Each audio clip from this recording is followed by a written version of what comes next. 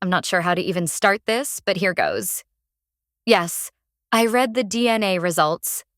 Yes, the toast happened. Yes, I'm still shaking. And no, I don't think I'm going back. Ever. My name is Avery Quinn. I'm 28, and until 3 days ago, I thought Diane Quinn was my biological mother. She raised me, paid for my braces, took me to church every Sunday. And yet somehow I was always other. We lived in this tiny mountain town in Oregon. Population maybe 3,000 on a good weekend.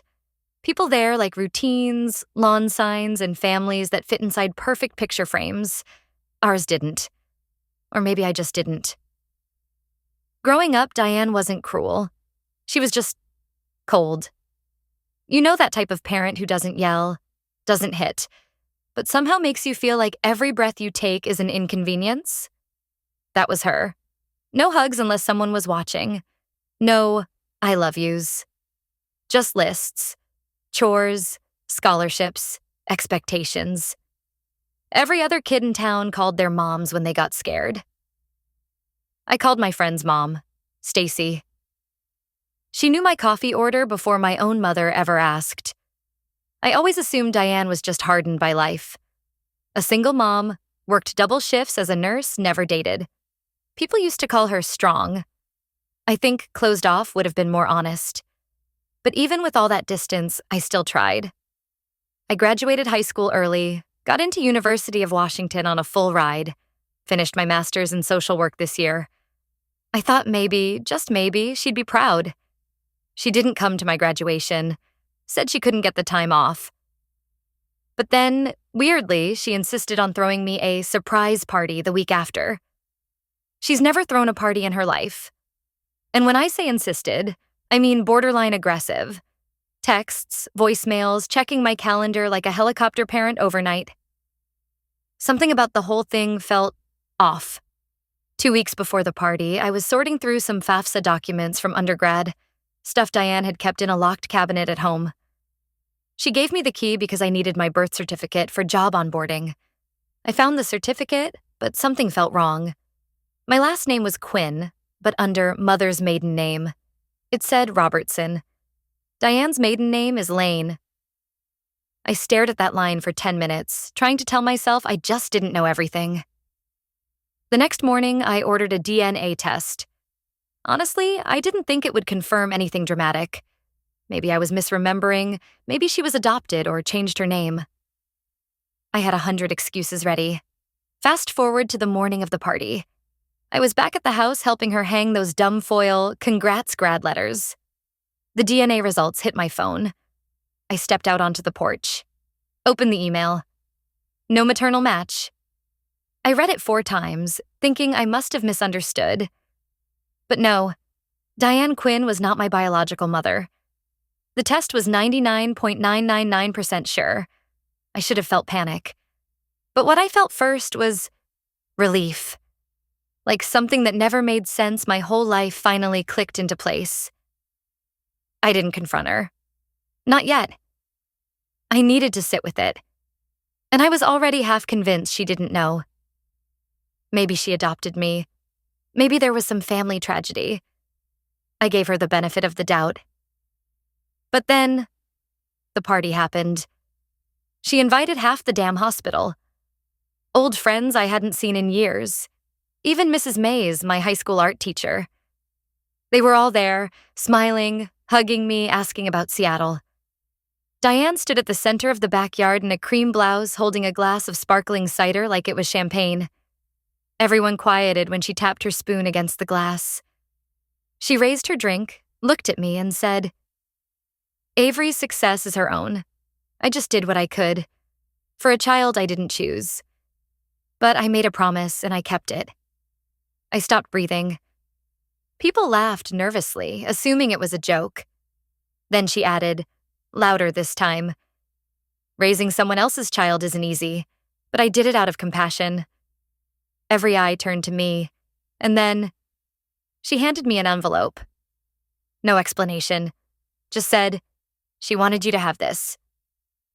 I think you're old enough now." And just like that, she walked back into the house, leaving me holding the truth, literally in my hand. I didn't open the envelope right away.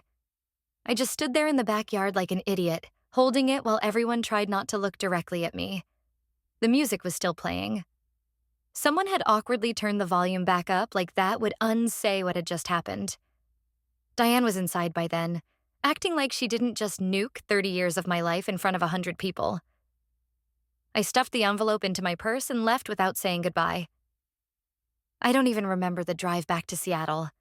Just this weird hum in my head, like my brain had gone into airplane mode to keep me from crashing completely. The next morning, I opened it. Inside was a single letter, handwritten, in neat, slanted cursive I didn't recognize. Dear Avery, my name is Melissa. I am your birth mother. I've thought about you every day since the moment I let you go. My hands were shaking. Not metaphorically, actually shaking. I had to set the letter down twice to keep reading. Melissa went on to explain how she'd been 17 when she got pregnant, how her parents disowned her, how she ended up at a hospital in Portland, broke, terrified, alone. She said Diane had been one of the nurses who took care of her during delivery, that after she gave birth, she left the hospital and never came back. I didn't want to leave you, but I couldn't give you what you deserved. Diane promised you'd have a better life with her. I believed her. Better life. That line almost made me laugh. Melissa thought she was giving me safety, love, warmth. But what I got was structure. Cold, efficient structure. I had clothes, food, even a college fund eventually, but no hugs, no bedtime stories, no I'm proud of you. Just rules.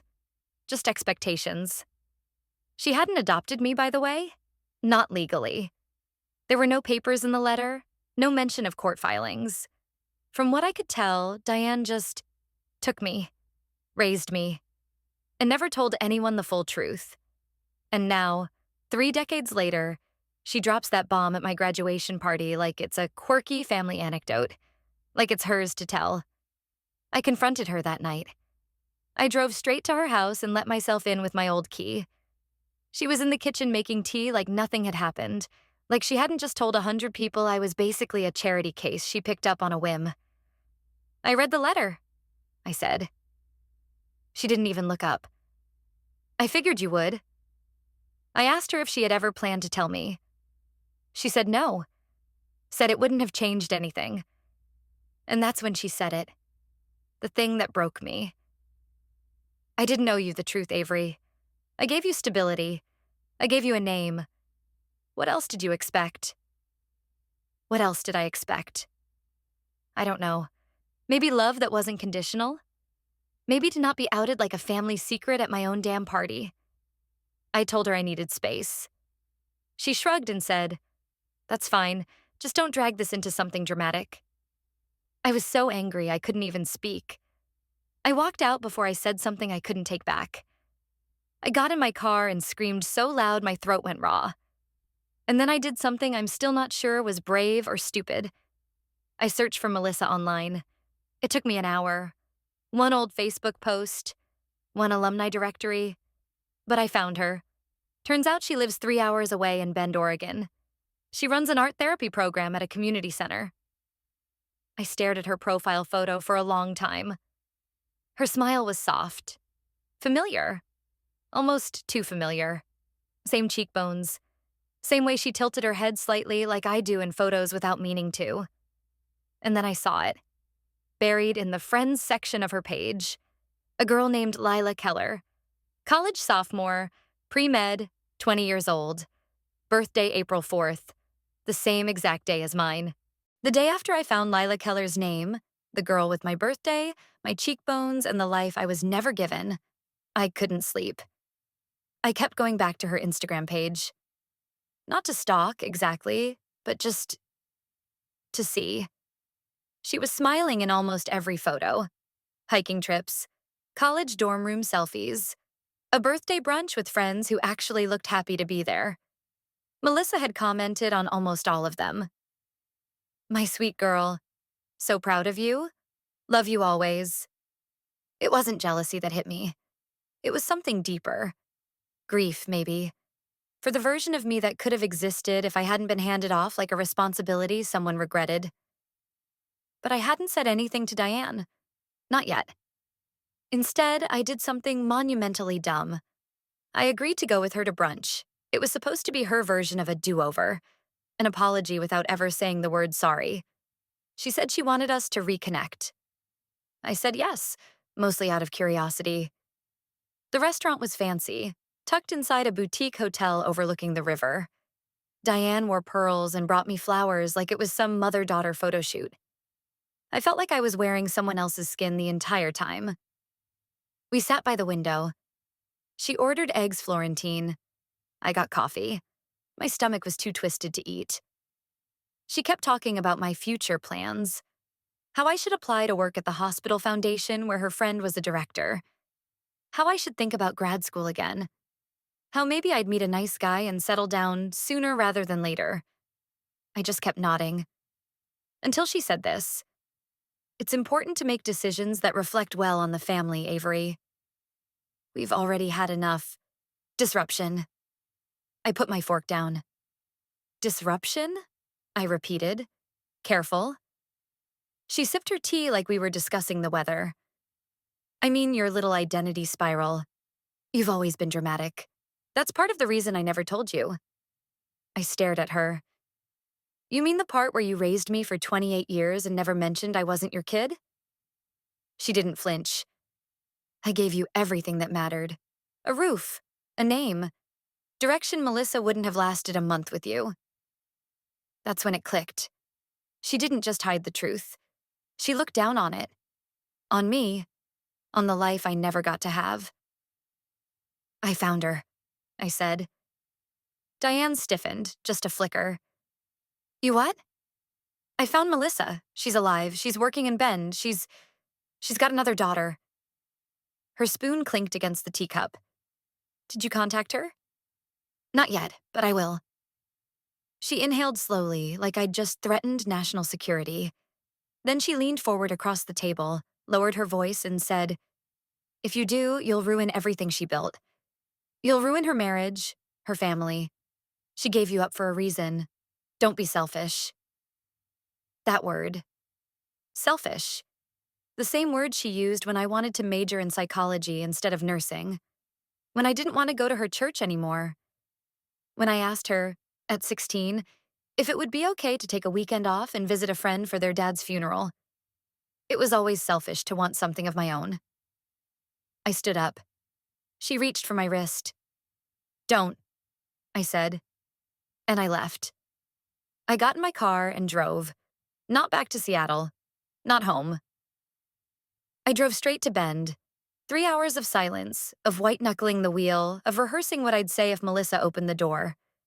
But when I finally got there, stood on the porch, heart pounding, I didn't even have to knock. Because the door opened from the inside. And Lila was standing there. Same eyes, same face. She looked me dead in the eye and said, You're her, aren't you? I couldn't speak. I just nodded. Then she said something I'll never forget. She's been writing you letters every year since I was 5. She kept them all. She just never sent them. You ever feel like your whole identity was built on a lie? And the person who was supposed to protect you was the one holding the match? That's where I'm at right now. If you've ever been the other daughter, the second choice, the one who lived in someone else's shadow without knowing why, I see you. And I hope you'll keep reading. Because I think I'm finally ready to find out who I really am. Lila didn't slam the door. She didn't call her mom for backup or demand proof. She just stepped aside and said, She's in the kitchen. I followed her in like a ghost. I had rehearsed this moment 1,000 different ways. Crying, yelling, hugging her, and collapsing into some perfect maternal embrace. None of that happened. Melissa was barefoot, standing by the sink with wet hands and eyes that went wide the moment she saw me. She dropped a dish. Didn't even flinch when it shattered.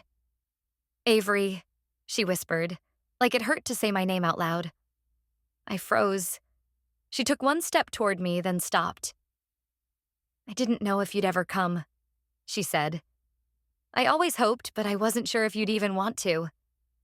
I didn't, I replied. Until now.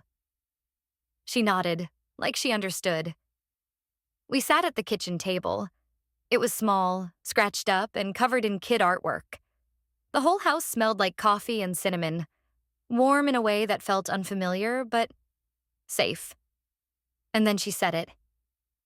I wrote to you every year, every birthday. I kept them all in a box in the attic. Diane told me you didn't want contact, that you were better off, that I should leave you alone. I blinked. She what? Lila stepped in. She called, once a year, like a check-in.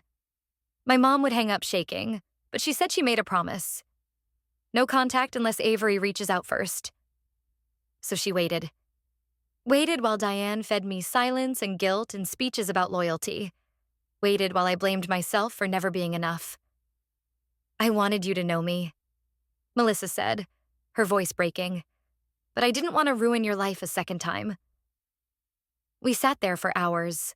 I read 3 of the letters, written in blue ink on yellow paper, each one more heartbreaking than the last. One ended with, I hope your laugh sounds like mine. I didn't cry. Not then. Instead, I drove home the next morning with a plan. Not petty revenge, not rage, something smarter, something permanent.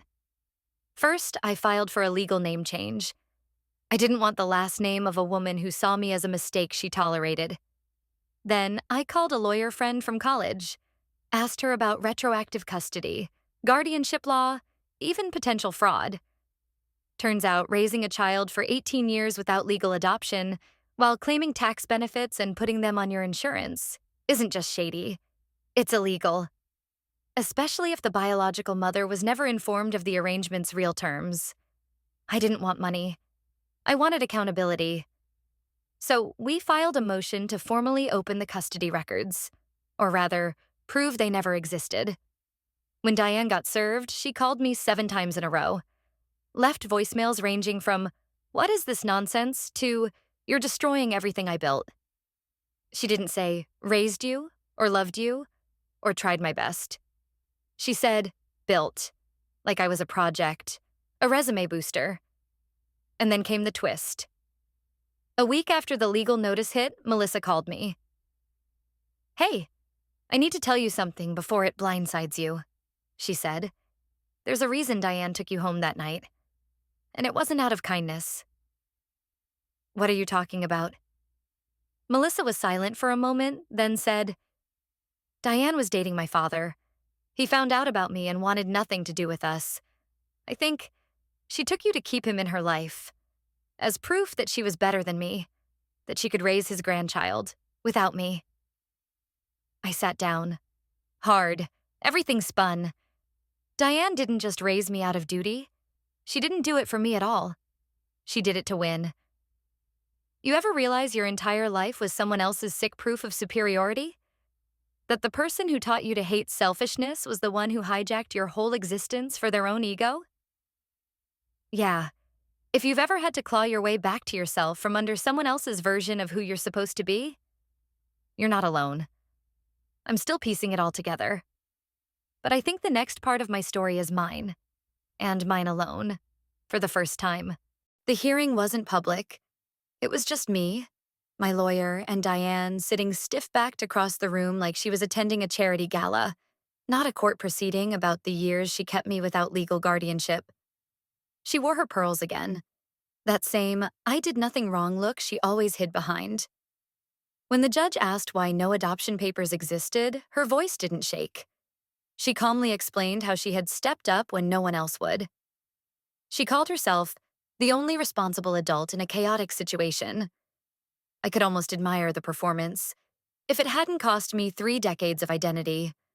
My lawyer laid out everything: the tax claims, the insurance, the school enrollment forged with falsified guardianship, the power of attorney she'd used to access financial aid when I was 17, how she told Melissa every year that I wanted no contact, how she made sure I grew up believing being loved was something I had to earn.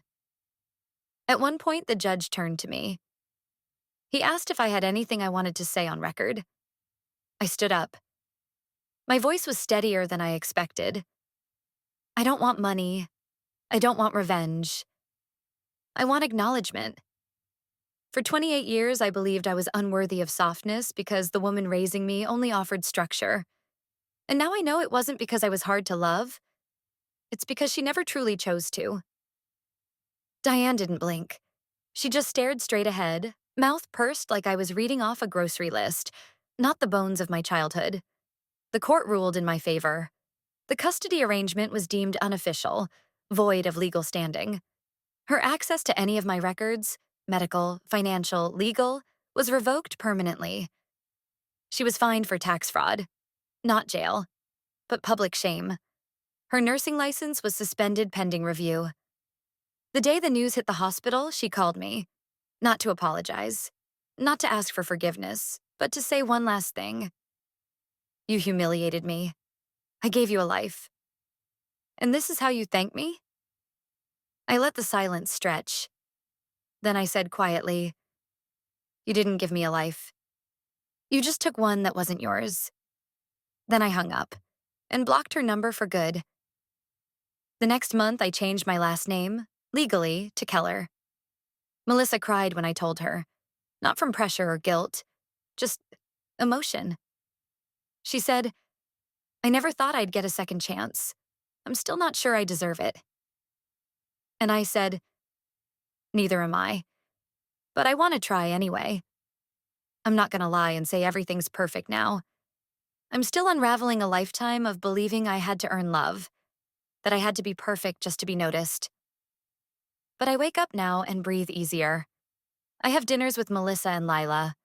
We're figuring it out slowly. I've even started therapy. Real therapy, not just reading quotes online at 2 a.m. Some nights, I still catch myself wondering what would have happened if I'd never opened that letter. If I'd just played along. But then I remember that brunch. The teacup. The word disruption. And I realize I was never the disruption. I was the truth finally showing up. Lesson I've learned? Sometimes justice isn't loud. Sometimes it's just walking away and never answering the door again. If any of this hits close to home, if you've ever felt like your whole life belonged to someone else's version of you, I'd love to hear your story in the comments. And if you're still figuring it out like I am, maybe stick around. You never know when someone else's truth might help you see your own a little clearer. Thanks for listening.